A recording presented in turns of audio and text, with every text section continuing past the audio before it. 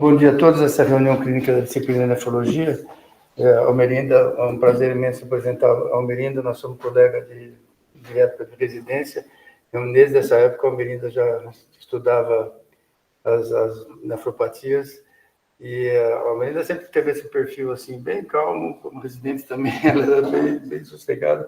Agora, eu vou passar para o Dr. Lúcio, que o Lúcio tem um livro junto com vocês, o Tratado de Nefrologia junto com vocês. Vocês podem conversar melhor sobre um assunto que eu entendo pouco. Obrigada, Medina. Bom dia a todos. É uma honra apresentar a professora Almerinda. Como o professor Medina falou, eu tive a satisfação de dividir a editoria do Tratado de Nefrologia, da editora Ateneu. Assim, nós temos uma relação muito próxima, eu diria até de uma grande amizade, né, professora? A professora Almerinda é uma das minhas mentoras. Nós dividimos a diretoria da SPN por 4 anos, há 10, 15 anos atrás, e agora, mais recentemente, estamos juntos, pelo menos há 6 anos, na diretoria da Sociedade de Nefrologia do Estado de São Paulo. Então, parte do que eu sou hoje como profissional, como nefrologista, como docente, né, como educador e como pessoa, eu devo à professora Almerinda, que tem um papel fundamental, assim, na minha orientação nesses anos em que eu vivo aqui em São Paulo.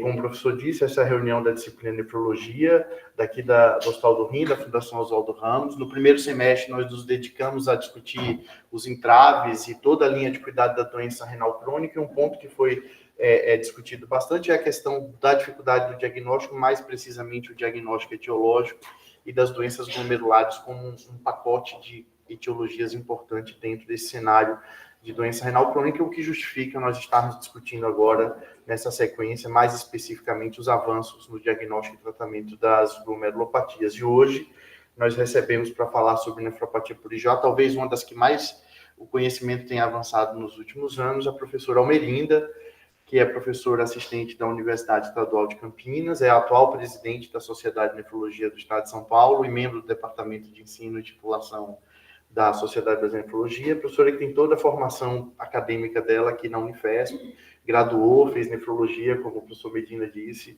aqui, mestrado e doutorado, e é uma grande amiga e colaboradora nossa. Obrigado, professora, pela sua presença, é uma honra contar com a sua presença aqui, e, mais uma vez, muito obrigado. Bom, muito obrigada, Lúcio. Obviamente, a gente está há bastante tempo, a gente se conhece, a gente é amigo, e a gente, de vez em quando, até tem algumas coisas diferentes, mas é ótimo porque a gente aprende. E eu vou falar hoje sobre esse assunto, que é um assunto, eu diria, moderno, no sentido de haver coisas bastante novas para acontecer, e vamos tentar ver o que acontece bem rapidinho, embora o Lúcio vai ficar bravo comigo, que eu vou fazer um histórico daquela coisa bem delicada, mas a gente vai ver bastante coisa. Como disse o professor Moura, 1968 foi o momento que saiu o diagnóstico, e o diagnóstico saiu oficializado para o mundo pelo Jean Berger, que era o diagnóstico da nefropatia por IgA. Foi o primeiro momento publicizado de uma forma um pouco mais mundial deste evento diagnóstico, e já sabemos e continuamos sabendo que a nefropatia por IgA é um diagnóstico imunohistológico ainda, tá? E, curiosamente, eu deixei esse bolo aqui quase que para cantar parabéns, porque nós estamos fazendo 57 anos do diagnóstico da doença, o que significa que ela não é uma doença tão antiga assim como a gente imagina. Vamos falar da causa primária, nefropatia primária por IgA, mas vamos lembrar um pouquinho que a gente tem algumas causas secundárias, e causas essas que, quando a gente evidencia esse diagnóstico, a gente precisa ir atrás para saber se estão envolvidos doenças gastrointestinais e hepáticas, infecções, autoimunidade, neoplasias, trato respiratório com doenças que estimulam a apresentação disso, e doenças de pele que podem estar associadas, e aí vamos a chamar isto de secundária. Às vezes é o fato da primária, entre aspas, estar no rim, e a gente biopsiar quando faz o diagnóstico original da doença que poderia estar levando a isso, e a gente acha lá o diagnóstico. Bom, a gente vai conversar um pouquinho de nefropatia primária por IgA, e a gente vai chamar de primária aquela que, obviamente, está restrita ao rim, lembrando que a gente tem ainda uma outra nefropatia por IgA que é sistêmica, que é a vasculite sistêmica por IgA, e que nominalmente o pessoal chama de púrpura de Enoch-Schönlein, ou chamava de púrpura de Enoch-Schönlein quando foi visto essa evidência. E a gente começa já na discussão que a gente teve aqui um pouquinho, da prevalência, e aqui eu estou falando de prevalência de biópsia de glomerulopatia primária identificada como IgA. Então, quando a gente fala em prevalência de biópsia de glomerulopatia primária, eu estou vinculando a minha biópsia a ter feito um diagnóstico anterior de glomerulopatia, de que essa glomerulopatia era primária, fiz a biópsia e identifico isso como IgA. Então, a variação que a gente tem de prevalência de biópsia em glomerulopatia primária com IgA é alguma coisa meio absurda. Então, dentro desse absurdo, vamos colocar o lugar onde, evidentemente, você tem a maior prevalência. Na China, das biópsias de glomerulopatia primária que são feitas, 54% são nefropatia por IgA. Isso também é um pouco parecido nessa quantidade de prevalência quando a gente fala no Japão. Então, a existência provável ou de um diagnóstico precoce nessa região, ou da sensibilização, provavelmente genética ou ambiental, que exista no continente asiático para que isso ocorra dessa forma. E a gente tem alguns lugares onde a prevalência disso é extremamente baixa. E entender por que a prevalência é extremamente baixa, talvez seja importante para entender por que a prevalência é baixa, de repente, porque a gente não faz biópsia e não faz diagnóstico. Tá? Mas, de qualquer maneira, esse é um trabalho bem interessante, que é sobre epidemiologia de nefropatia por IgA, é um trabalho que já é relativamente antigo, é de 2018, mas mostrando que nos Estados Unidos, quando a gente faz esse diagnóstico, a gente tem uma incidência, então, por ano, mais ou menos 5,4 indivíduos por milhão de habitantes por ano nos Estados Unidos e 105 indivíduos por ano por milhão de habitantes na Austrália. Então, é um paradoxo bem grande e possivelmente isso envolve também as características de quando a gente indica biópsia para fazer isso. A incidência, portanto, ela varia de 5,4 a 105 pacientes por milhão de habitantes por ano, e, na verdade, a nefropatia por IgA, por incrível que pareça, de acordo com a prevalência e com a incidência, é considerada uma doença rara que, por diagnóstico, isso aqui é no Brasil, eu estou usando o que a gente fala no Brasil, 65 pessoas para cada 100 mil habitantes, quando eu tenho esta prevalência, eu considero isso uma doença rara. Aí, às vezes, eu brinco quando estão falando das doenças raras, por que não põe IgA junto, que ela é tão rara quanto? Mas, provavelmente, essa raridade ela deve vir do subdiagnóstico. Muito bem, mas, de qualquer maneira, estamos aqui na incidência, só para entrar dentro da brincadeira da possibilidade disso ser alguma coisa rara, mas rara porque a gente não diagnostica. Isso aqui é recente, bem recente, 23, também é uma incidência global de nefropatia por IgA por raça e por etnia, então aqui só para a gente ver incidência por 100 mil habitantes aqui nos Estados Unidos, incidência por 100 mil habitantes na África do Sul, no Japão e na França. Então, na verdade, se considera que a incidência de nefropatia por IgA é maior nos asiáticos do que os não asiáticos. Isso também é tudo motivo para que a gente pudesse fazer horas de discussão, mas vejam que o número é relativamente incomum quando a gente está fazendo incidência e não prevalência. Aquele evento é de prevalência, tá? Muito bem, e aqui é o meu olhar, eu gosto muito dessa forma de ter colocado a nefropatia por IgA, porque eu acho que é mais ou menos o que acontece mesmo, o que a gente vê e o que a gente não vê, tá? Então, como se fosse alguma coisa que o que a gente é capaz de enxergar é o menor percentual do que a gente tem de nefropatia por IgA. Também, relativamente, não estamos falando aqui de 4 anos atrás, e considerando a IgA como uma doença misteriosa. E aquilo que a gente estava discutindo anteriormente também, misteriosa, enquanto a gente não conseguir, evidentemente, fazer a avaliação mais precoce, com marcadores mais interessantes do que a biópsia renal.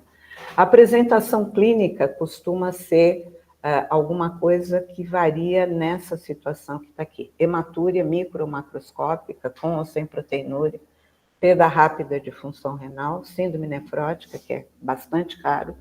E, em geral, quando a gente vai avaliar, a gente está vendo isso como doença renal crônica em estágios maiores do que o 3.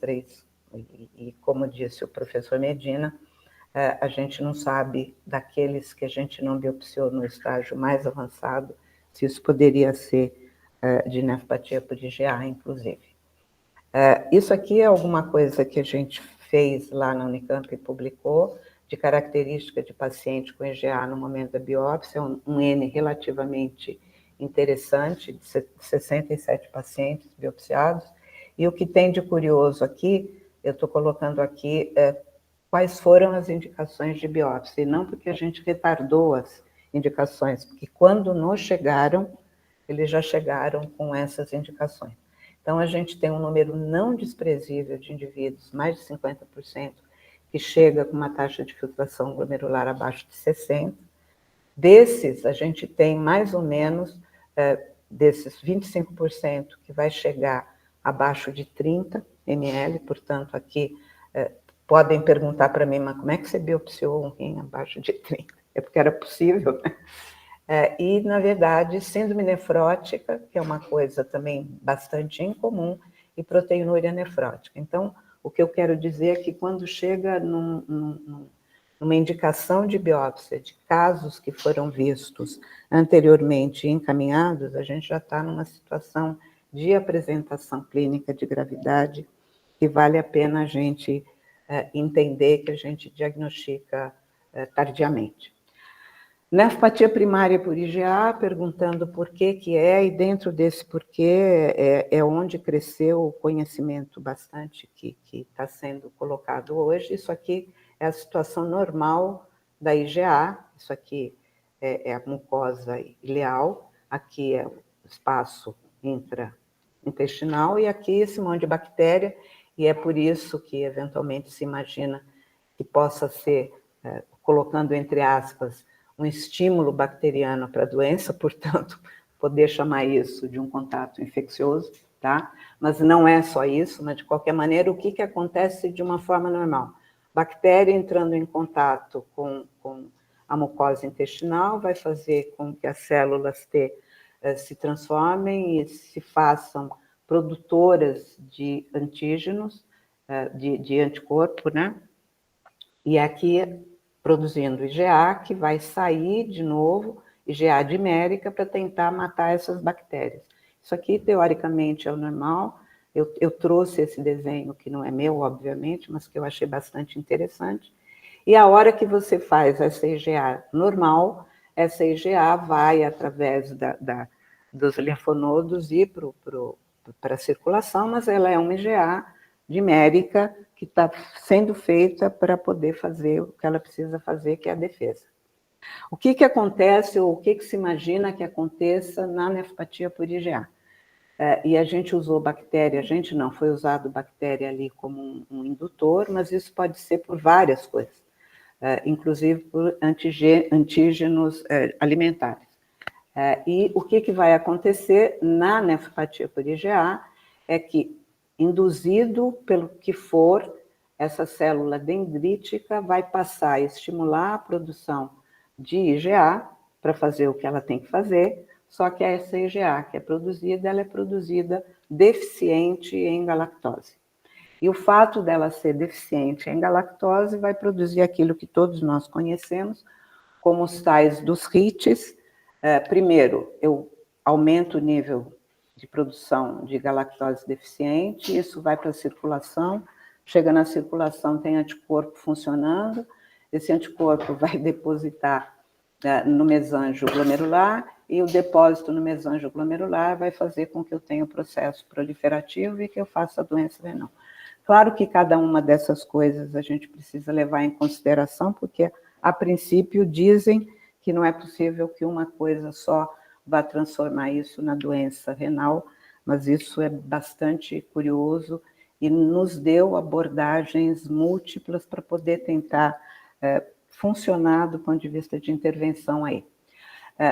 Tratando a nefropatia por IgA e o que é tratar. Então, eu coloquei aqui em vermelho aquilo que pode ser utilizado e a gente ainda não tem certeza como indicação para tratamento, e coloquei aqui em preto aquilo que a gente, teoricamente, precisa tratar, e aqui só para colocar o que a gente tem que tratar, fatores de risco para perda crônica de função renal, e por que eu coloquei essa brincadeira aqui, proteinúria, que é um fator de risco, mais de meio, mais de 0,75 ou mais de 1, acho que dá para vocês entenderem, é porque os trabalhos começam nessa brincadeira, tem trabalho que é mais de meio, tem trabalho que é mais de 0,75, tem trabalho que é mais de 1, e quando a gente vai comparar, a gente acaba não sabendo qual é o limite que a gente tem para poder fazer a intervenção. Outra coisa também complicada quanto aos trabalhos que a gente tem para ver as intervenções é o fato de taxa de filtração glomerular, diminuída quanto? Então, cada trabalho vai fazer a sua avaliação do quanto que está diminuído, o que significa que os resultados podem ser questionados. Tá? Fatores de risco para morbidade e ou mortalidade aguda renal ou do paciente, a gente precisa tratar, e aqui vai a coisa do eu acho que é melhor tratar, independente de eu ter evidência ou não.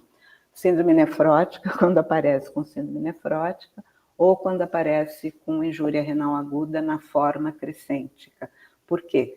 Porque a síndrome nefrótica é um marcador de risco de mortalidade para paciente e de risco de morbidade para o rim, e a crescente, que é risco de mortalidade para o rim e para a evolução do paciente. Então, aqui, quando o diagnóstico está feito aqui, a gente senta, a gente finge que tem um nível de evidência 1A, e a gente trata, em geral, aqui com corticoterapia importante, para poder, tem que ter a síndrome, não a proteinúria, basicamente. E na crescêntica, eventualmente, se for uma crescêntica de verdade, mais de 50% de crescente celular, eu particularmente até uso, por incrível que pareça ainda, ciclofosfamida, porque é uma situação bastante grave do ponto de vista evolutivo. Vamos dentro do risco de morte de paciente com IgA comparado para a população geral, isso também é clássico. Então, a gente tem aumento de mortalidade com taxa de filtração glomerular menor do que 60 ml, a gente tem aumento de mortalidade com proteinúria maior do que 1 grama, e a gente tem aumento de mortalidade com hipertensão sistólica acima de 140, e aí tudo isso a gente tem que tratar com uma certa rapidez aqui. Muito bem, em relação à proteinúria, ficou curioso que à medida em que se foi vendo evolutivamente como isso acontece nos pacientes com IgA, começou a se perceber que existe até a longo prazo, ou em longo prazo, existe uma mortalidade maior em pacientes que tinham 0,3 ou que têm 0,3 a 1 grama por dia. E essa percepção de que talvez a proteinúria seja uma coisa que a gente não estava valorizando muito, mostrou recentemente, isso é uma publicação recente, e essa publicação é o resultado de vários trabalhos mostrando que a gente estava usando o marcador de proteinúria para fazer a intervenção um pouquinho mais alto do que era o risco. Então, como vocês estão vendo aqui, bastou ter mais do que 0,3 de proteinúria, meu risco de predição de eventos renais, de perda de função renal, aumenta bastante. tá? O que significa que, a partir deste olhar que foi comum a bastante gente, se resolveu que, afinal de contas, vamos tratar proteinúrias de acima de 300 miligramas, tá? Então, a maioria dos trabalhos, recentemente, está usando esse parâmetro. Nefropatia por IgA primária, o que mais pode ajudar na indicação do tratamento, além de proteinúria, taxa de filtração glomerular e hipertensão. Aqui, lembrando, biopsiamos, e estes eventos de biópsia, eventualmente, eles são eventos que nos informam, óbvio, que o que já aconteceu, então a gente já tem uma gravidade de cronicidade que precisamos discutir a intervenção que a gente vai fazer, ou a gente tem uma atividade extremamente importante, onde a nossa intervenção pode ajudar na melhora. Então, isso aqui, classicamente, é aquilo que a gente considera, na biópsia, avaliando proliferação mesangial, proliferação endocapilar, esclerose, atrofia e a presença ou não de crescentes. Obviamente, só para saber, meio claro que quanto mais atrofia tubular a gente tenha, mais a gente já perdeu a chance de poder fazer alguma coisa por esse rim. E uma coisa interessante, e que a gente usa pouco também, é a ferramenta internacional de predição de perda de função. Então, aqui em 2019, ela foi criada e publicada, está aqui, não vou ler, e isso aqui a gente usa pouco, tem nos aplicativos, a hora que a gente quiser, como nome, né, IgA Prediction Tool, e recentemente, isso em 2021, até por causa do estudo que evidenciou que a gente tinha a possibilidade de fazer essa mesma ferramenta usando o que foi mexido na classificação de Oxford, foi acrescentar crescente. Esse Valiga, depois do estudo, a gente tem também publicado recentemente essa ferramenta de suporte de decisão para tratamento. Vale a pena usar? Não tem evidência de que isso seja maravilhoso, mas, de qualquer maneira, eu acho que é interessante para a gente ter uma ideia do que a gente está fazendo. Tratando a nefropatia por IgA, então, o objetivo do tratamento é a formação da IgA deficiente em galactose, é evitar a inflamação glomerular e evitar estímulo de fibrose no rim. E aqui é um resuminho bem bonitinho de toda a história daqueles kits e do que a gente pode usar e em que cada etapa a gente pode usar a medicação que está disponível nesse momento. Tá? Não vou entrar em detalhes, porque a gente vai falar um pouquinho mais sobre isso. Evitar a formação de IgA1 deficiente em galactose, que teoricamente é o indutor inicial. Qual que é o nosso alvo terapêutico, pelo menos no momento? Bloqueio na mucosa da resposta inflamatória. Então, um corticoide local. Bloqueio do linfócito B na produção de imunoglobulina. E inibição da proliferação de linfócito B naquilo que são as citocinas que vão fazer a resposta que provavelmente leva à produção da deficiência, tá? Muito bem, só de novo resumindo, o que aconteceu? De novo, a gente fez a produção depois da agressão, e aqui o que está mais evidente é a indução bacteriana, e a gente usa o corticoide local para evitar ou para fazer o bloqueio da proliferação dos linfócitos B, para fazer a produção, o estímulo para produzir a IgA deficiente. E a outra coisa que eventualmente a gente pode trabalhar é na possibilidade de usar um anticorpo monoclonal para inibir isso aqui, ou usar um inibidor das citocinas que são colocadas à disposição quando a gente faz esse evento de alteração da galactose. Tá? Vamos lembrar que esse é o primeiro indutor, e quando a gente já viu lá, isso a gente vai entrar em detalhes depois, entra na circulação a IgA deficiente. Então, objetivo deste alvo terapêutico, de novo, é evitar a função e a produção disso. O que a gente tem atualmente para evitar ou tentar diminuir a produção da IgA1 deficiente em galactose.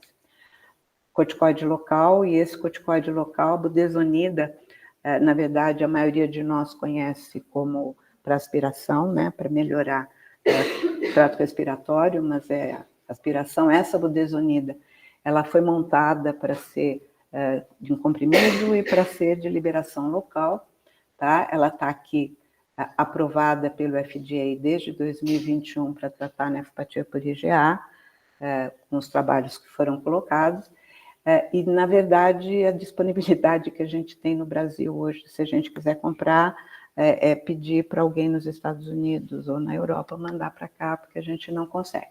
Então, mas aqui ela foi aprovada pelo FDA, e daquilo que a gente colocou ali como drogas que vão trabalhar dentro dessa estratégia de citocina e de absorção, o que foi aprovado foi só isso. A gente tem todos esses. Rituximab, que é um monoclonal, teve resultado não satisfatório para isso.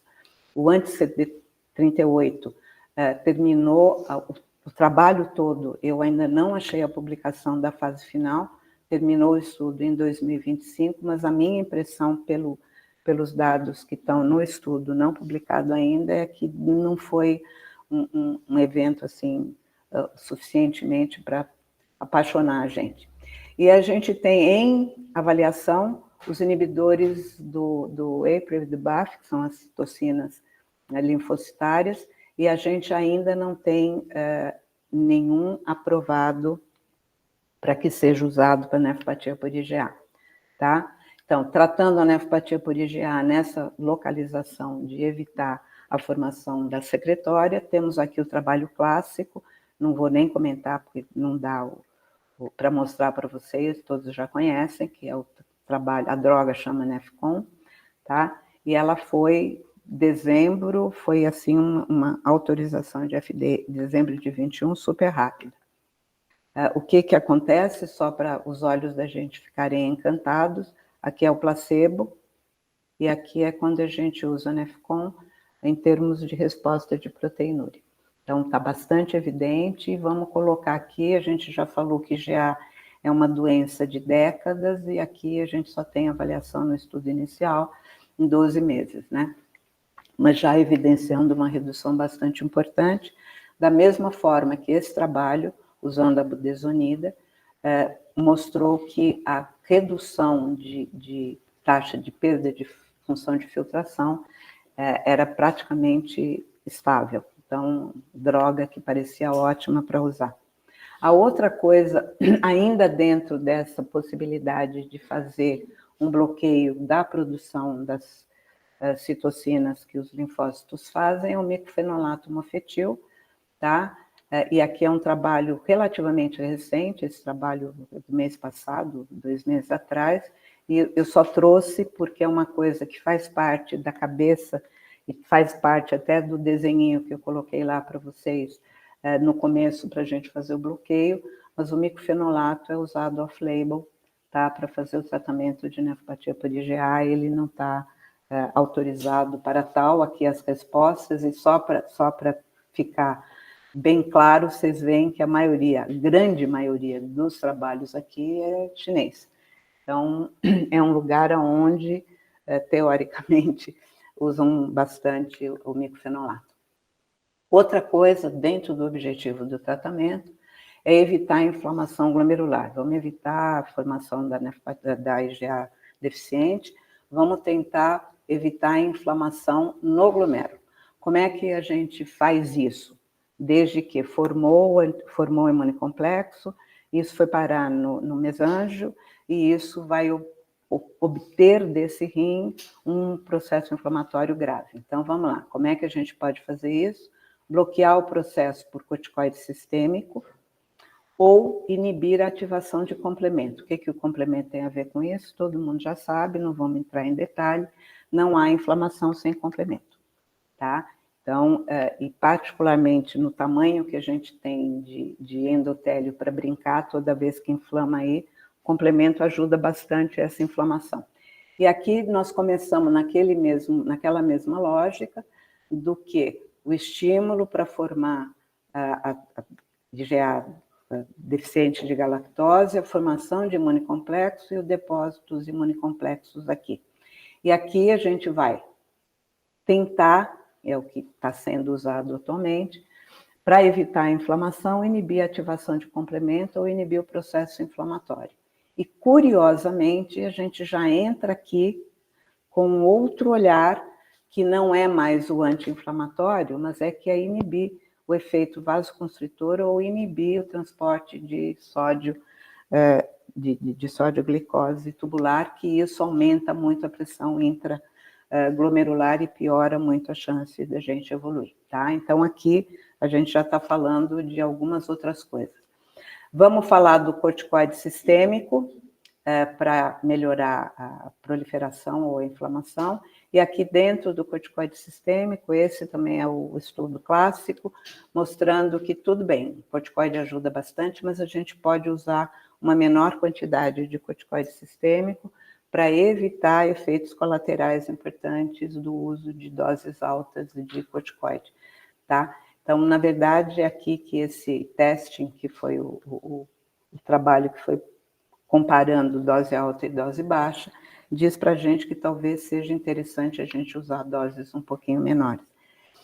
E dentro da atuação de inibir o processo inflamatório, estou mostrando aqui para vocês, esse é o estudo, e o que foi usado aqui? Foi usado um inibidor do fator B de complemento, que se chama iptacopan, para fazer o trabalho de tentar fazer o bloqueio disso e ver qual é o resultado, e o resultado foi fantástico, tá certo? De acordo com todos eles, aonde a gente tem absolutamente uma chance enorme de que a proteinúria no uso da droga seja muito mais eficiente em ser reduzida do que quando a gente usa o placebo, tá? Isso aqui é o histórico publicado começo desse ano, fevereiro, no New England, tá? Mostrando nefropatia por IgA, alteração de diminuição de proteinúria, decréscimo de proteinúria. E este aqui, de novo, a gente também tem, neste caso em particular, é proteinúria creatinínúria, tem alguns trabalhos que vão usar proteinúria de 24 horas, que também são coisas que às vezes a gente fica olhando se a gente pode comparar isso do ponto de vista estatístico. Mas como vocês estão vendo aqui, o uso do inibidor de fator B de complemento, que chama iptacopan, foi ótimo, e esse placebo, vamos lembrar que é um placebo que existe em função de um outro tipo de tentativa de tratamento, que é evitar os estímulos para cicatrização renal ou fibrose. Então, os últimos trabalhos que a gente vê atualmente, eles partem do princípio que o paciente já está usando isso para poder fazer a intervenção que a gente vai fazer. E aqui, como tratar isso, que é o estímulo para desenvolvimento, ou tentar fazer o bloqueio do desenvolvimento de cicatrização dentro desse trabalho que o glomérulo vai ter de fazer o processo inflamatório. Então, eu coloquei aqui mais ou menos o que a gente vai entender de Brasil de verdade, mas vamos lá. No Brasil, para isso, e não é para isso obrigatoriamente IgA, é para qualquer DRC, tá? Está aprovado pelo SUS já há anos, tratamento com inibidor de enzima de conversão ou antagonista de receptor de angiotensina, independente da PA, e aqui, inicialmente, o objetivo que a gente teve para essa aprovação é manter proteinúria abaixo de meio. A gente já viu que o adequado seria a gente manter proteinúria abaixo de 300 miligramas. Junto, isso aprovado, isso aqui a gente nem receita, porque está quase de graça, a gente tem os inibidores de SGLT2, que também foram eficientes, e não só para IgA, mas para tratamento de DRC, tá? E neste momento estão aprovadas para DRC pelo SUS, mas curiosamente, se a gente disser que é uma nefropatia por IgA, a gente não tem, a gente tem que dizer que é uma DRC, tá? E a gente pode até complementar por uma glomerulopatia de IgA. Normalmente, essas duas situações são orientadas para que a gente faça para prevenção de evolução ou para diminuir a evolução, E, atualmente, a gente tem um antagonista do receptor de mineralocorticoide, que também está sendo usado para isso, aprovado no Brasil para doença renal crônica secundária a diabetes, mellitus tipo 2, e ela não está incorporada no SUS. Então, a finerenona não está incorporada, mas ela já está, teoricamente, disponível no Brasil. Além disso, antagonista de receptor de endotelina A, tá? Que droga que é essa? Bloqueio de endotelina melhora o processo de regeneração e de cicatrização de endotélio, e a gente, afinal, o rim é um belíssimo endotélio. Chama-se atrasentan, aprovado em 2025 agora, pelo FDA, para ser usado em nefropatia por IgA. No Brasil não temos. O outro antagonista de receptor de endotelina, aqui foi aprovado primeiro do que o atrasentan, que é o sparsentan, ele é um bloqueio duplo. Então, aqui ele foi aprovado, também não temos aqui, mas ele foi aprovado para nefropatia por IgA, bloqueando a endotelina e bloqueando a angiotensina, mas tem alguns pequenos problemas, porque a gente não consegue mexer na dose nem de um nem de outro. Então, por isso que o atrasentan acabou ganhando essa publicação mais recente. Então, vamos lá, resumo da ópera, diagnóstico de IgA por biópsia renal e paciente de risco associado. O que a gente vai fazer? A gente vai começar a tentar fazer tudo isso que a gente está falando. Atenuar a atividade imunológica e a inflamação e atenuar a progressão da doença renal crônica. Com que objetivo? O objetivo de fazer a diminuição ou intervenção na produção da imunoglobulina deficiente de IgA, de fazer uma diminuição do processo inflamatório glomerular, atenuar a atividade imunológica e atenuar a progressão é o objetivo de deixar a queda, e aqui cuidado, porque isso aqui a gente está falando de longa duração, deixar a queda da taxa de filtração glomerular em volta de -1, no máximo, ml por ano. A proteinúria tão baixa quanto seja possível, e aqui existe uma controvérsia que é a resolução de hematúria. Resolução de hematúria seria a tentativa do bloqueio direto da resposta ileal, e isso aqui ainda não tem evidência que diga que melhorar a hematúria microscópica resolve o problema. Provavelmente cura a doença, mas de qualquer maneira, vamos lá. E aqui a tentativa de diminuir a filtração glomerular, isso aqui é o que a gente usa para tratar com as drogas que são não imunossupressoras ou não evidentemente usadas para inflamação. As drogas que estão em vermelho são aquelas que não foram ainda aprovadas pelo FDA para tratar IgA, tá? Publicados até dezembro de 2023, de intervenções em nefropatia por IgA, que tem 57 anos, tem em torno de 6.700 trabalhos. Desses 6.700 trabalhos que usam intervenção, essa publicação recente também, só 76 foram considerados capazes de serem considerados adequadamente analisados epidemiologicamente falando e estatisticamente falando.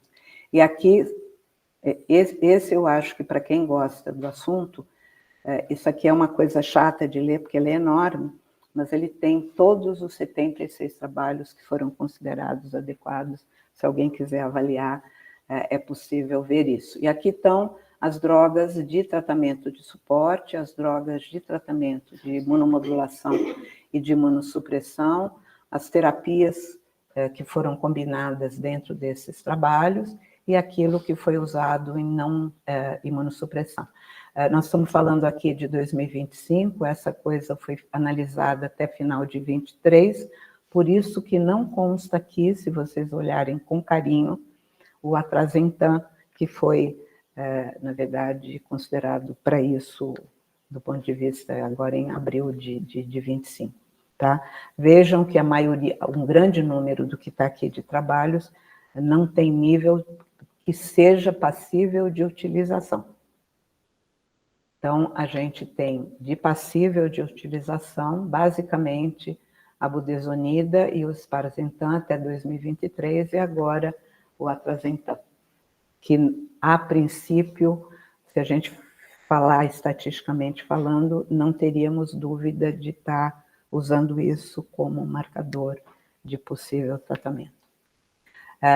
Medicamentos aprovados pelo FDA para tratamento de nefropatia por IgA, o que a gente tem atualmente.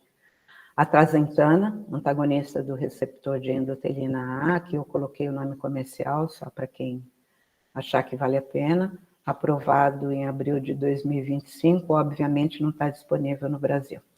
Budesonida, corticoide local para mucosa de liberação ileal, nome da droga que está aprovada, Tarpeio, comercial, aprovada em 2021, não disponível no Brasil.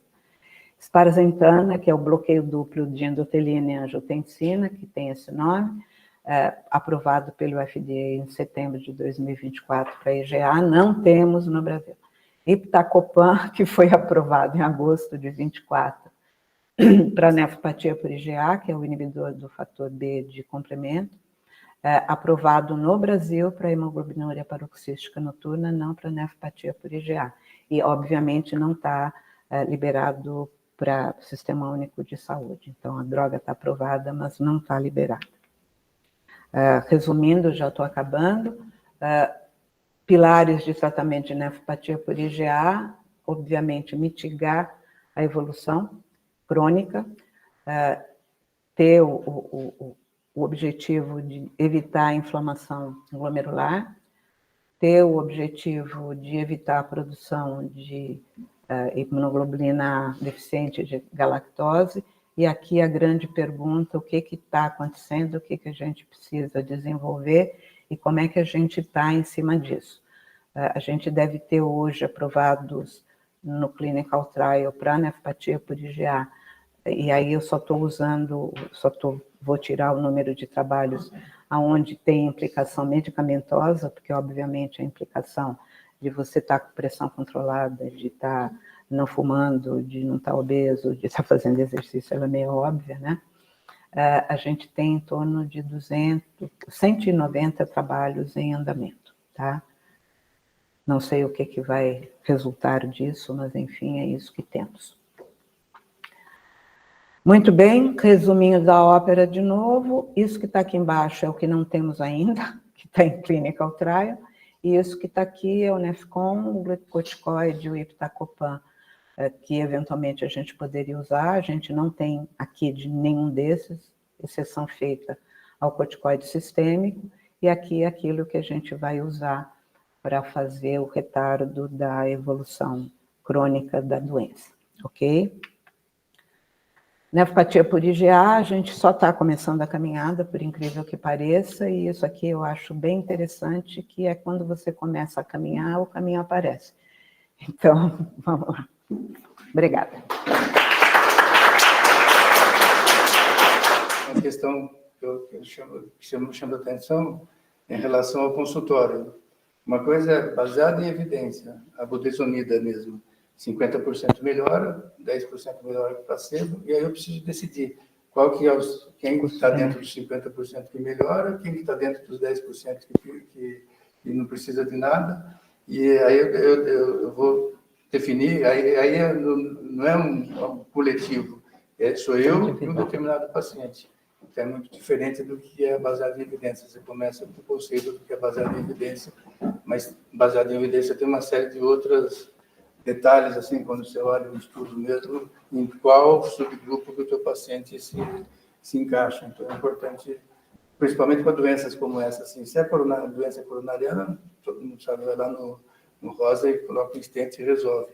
Mas daqui, que é uma doença cheia de enigmas, é difícil no dia a dia com o paciente. Não, é o paciente. No dia a dia com o paciente, é o paciente. Então, isso acho que a gente aprende com o tempo e aprende. Tudo que está aí, às vezes, não serve para aquele indivíduo. O que a gente não sabe, e o que eu adoraria estar viva para saber, possivelmente no futuro, é para quem que vai funcionar. e para quem que não vai funcionar, qualquer uma daquelas coisas que a gente está colocando. E isso é uma coisa importante, eu vou aproveitar a fala do Medina, para que a gente não fique assim, quando assim é dizer não enxergar o todo, quando a gente começa a ter medicações que parecem milagre. Milagre é complicado, mágica é mais complicado ainda, porque mágica fica bonitinho, a gente vê, mas mágica não é de verdade. Então, o cuidado que a gente tem que ter... eu gosto de fazer as conversas assim, historicamente falando, porque a gente tem que entender que a gente anda, mas que cada um de nós é um. Então, quando a gente conseguir saber onde é que a gente pode atuar, aí vai ficar maravilhoso, vamos durar até os 300. Lúcio, Luiz, Obrigado, professora, pela apresentação. Eu acho que, independente da velocidade de aprovação e onde está aprovado ou não, me parece que o momento que nós estamos vivendo hoje é um momento bastante interessante, no sentido de que nós estamos diante de um grupo complexo de doenças que tem um componente inflamatório local e muitas delas inflamatório sistêmico, e para os quais, até 10 anos atrás, as nossas opções talvez fossem opções interessantes do ponto de vista da lógica de deter a inflamação, mas que perdiam muito na questão da segurança. Então, como é que se tratava a glomerulopatia até 10, 15 anos atrás? Estava restrito a um grupo de 3, 4 drogas, corticoide em doses maiores ou menores com efeito sistêmico, ciclofosfamida, que para determinadas doenças até hoje a gente não conseguiu se livrar dela, com todas as complexidades de administração, efeitos colaterais, impactos em risco de câncer de bexiga e de doença de longo prazo, infertilidade em mulheres jovens, etc. O que eu vejo, assim, no momento atual, eu queria um pouco ver a opinião da senhora, considerando o destrinchamento dos mecanismos fisiopatológicos, é um novo momento em que se aparecem opções que são baseadas nos mesmos conceitos de deter a inflamação sistêmica ou local, ou eventualmente de bloquear o que o Dr. Luiz mostrou aqui há 2 semanas atrás, que é a evolução para a fibrose, tendo a matriz extracelular como componente importante, mas utilizando opções terapêuticas que me parecem tão eficazes ou eficientes quanto as estratégias que nós tínhamos antigamente, mas com um perfil de segurança muito maior. Acho que o maior exemplo que a gente tem é corticoide. Eu não tenho dúvida, falei para o Dr. Medina aqui no começo da discussão, que o corticoide tem um papel fundamental na nefropatia prurigiar. O grande problema é que quando se explora isso no mundo ideal, que é o estudo clínico, se perde o efeito sistêmico do corticoide, se perde segurança nessa população de pacientes. Quando você vai para uma ação um pouco mais localizada, no começo da doença, você mantém a eficácia ganhando segurança a ponto da comunidade ter considerado o uso do corticoide modificador de curso de doença, né? Esse é um ponto. Então, eu queria ouvir a opinião da senhora no sentido de quanto que a gente vai mudar ganhando em segurança no tratamento desses pacientes, né? A gente estava acostumado nos ambulatórios de glomerulopatia a ver pacientes supercuxingoides, com necrose asséptica de cabeça de fêmur, mulheres inférteis e pessoas de meia idade evoluindo com doença de bexiga bastante grave, coisa que me parece que nesse novo momento que a gente está inaugurando agora, independente se vai incorporar agora ou daqui a 10 anos, me parece que a gente ganha em segurança. Esse é um ponto.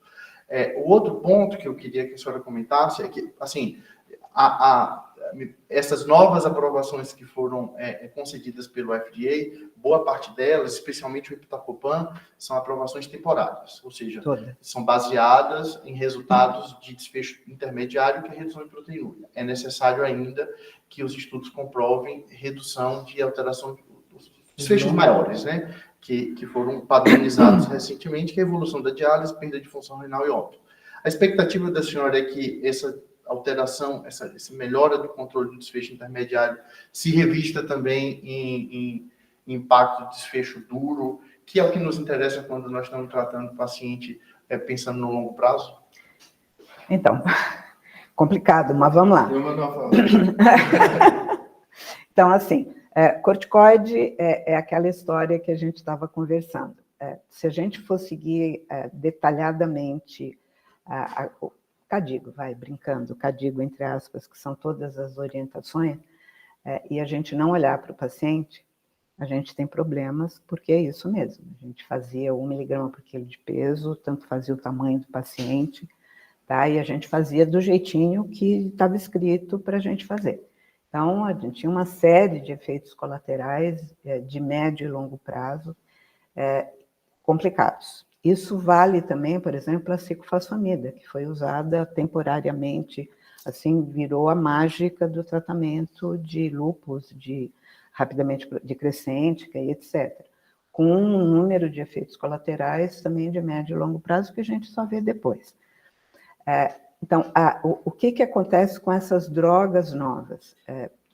Para uma situação onde isso não tem nível de evidência, o que eu vou falar, mas muitos dos trabalhos, e de nós usa essa ideia, a gente enxerga a nefropatia por IgA nos tratamentos depois de 6 anos de uso de droga, da manutenção. E não é só IgA, qualquer coisa que a gente faça para uma droga nova. Então, nenhuma dessas drogas tem uma média de acompanhamento deste tanto.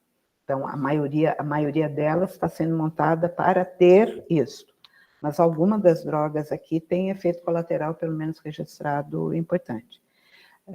Posso dar a minha opinião, que também não tem importância, porque não tem nível de evidência, mas, por exemplo, eu imagino que alguma coisa que você use fazendo bloqueio de complemento deva ser alguma coisa importante em futuro, porque, afinal, este sistema é aquilo que nos mantém, teoricamente, vivos desde que a gente nasce. Então, se a gente faz o bloqueio, não sabemos o que vai acontecer para o futuro. Corticoide, naquele tanto que a gente dava, eu não consigo mais dar. É só olhar para o paciente, eu já fico...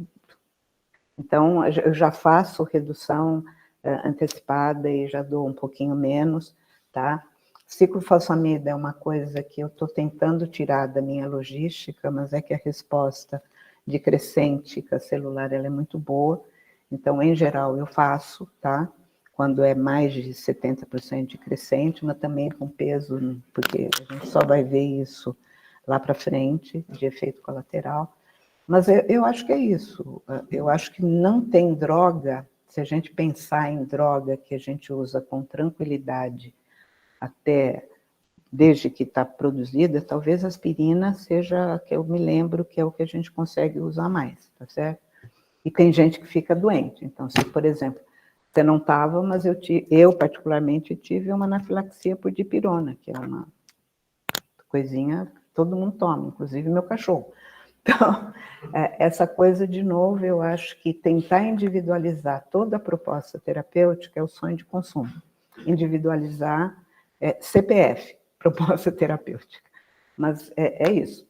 Tem efeito colateral essas drogas? Tem. Todas as que eu mostrei aí.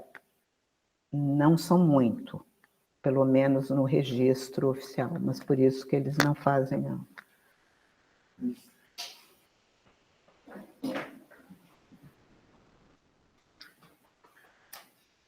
Eu queria puxar um pouquinho para trás esse raciocínio de toda essa fisiopatologia que nós hoje estamos considerando como sendo a mais provável no caso da nefropatia IgA. Então, podemos discutir o quanto provável é isso. Nós vamos pegar uma doença que tem um curso paralelo, que é mais antiga, com o qual nós trabalhamos há muito mais tempo, que é o lúpus. Sim, sim. E que faz imunocomplexo, e que esses imunocomplexos depositam no mesanjo, e em alguns casos só ficam lá depositados no mesanjo e ativam um complemento. E ativam um complemento pela via clássica, com C1Q, com C3, mas ficam no mesanjo e nada acontece, a não ser talvez uma pequena hematura pianoproteína. Aí já quando começou a ser olhada com esse estigma de lúpus, e daí as classificações da nefropatia IgA tentavam colocá-la em setores mesangial, proliferativo, com crescentes, etc., etc., trabalha também com imunocomplexo, neste caso, que tem um receptor amigável lá no mesanjo, a ferritina, e que lá, sendo uma macromolécula, deposita e pode ficar depositado lá anos a fio.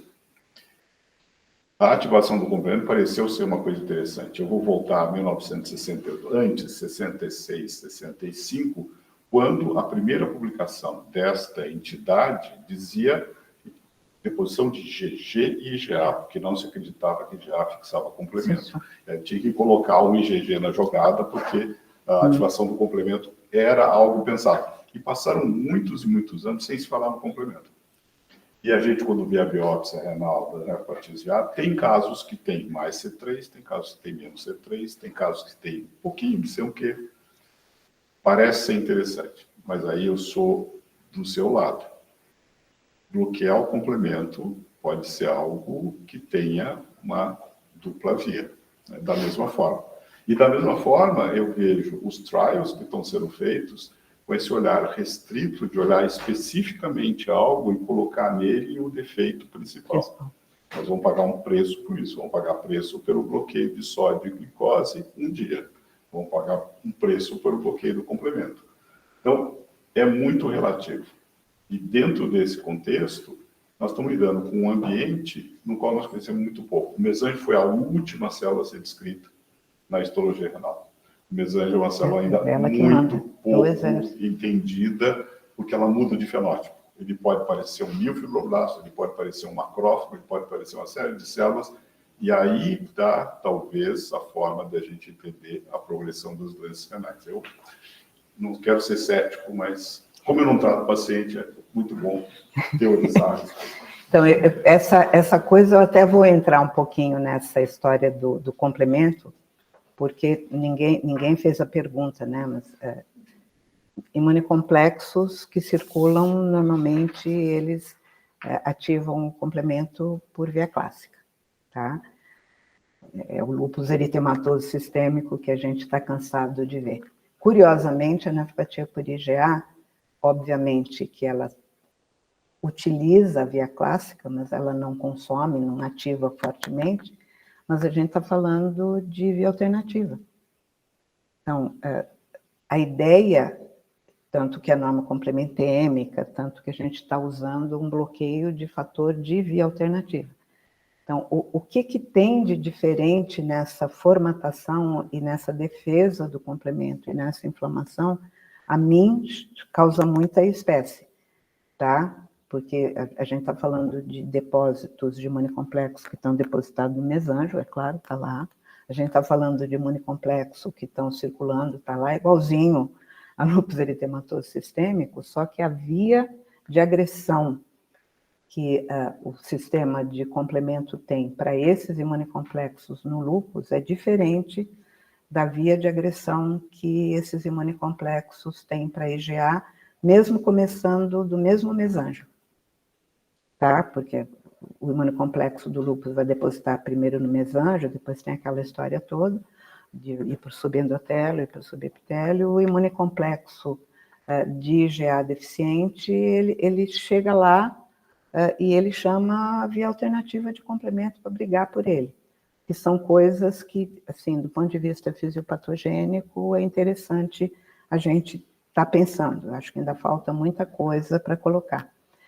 Se você, Luiz, que teoricamente não prescreve, me perguntar se eu adotaria prescrever tudo isso que a gente conversou aqui sem restrição, eu diria que, obviamente, eu iria olhar custo, e não é custo econômico, custo-benefício para o paciente de cada uma dessas drogas, porque, de novo, é de longo prazo e doença renal, infelizmente, exceção feita, aquele rim que você coloca novo no cidadão e que você consegue fazer o acompanhamento de segurança disso, elas são de muito longo prazo, a grande maioria. Então, eu acho que falta muito para a gente conhecer, tem muito para a gente aprender, mas, de novo, a gente está falando dentro de um centro acadêmico importante, etc.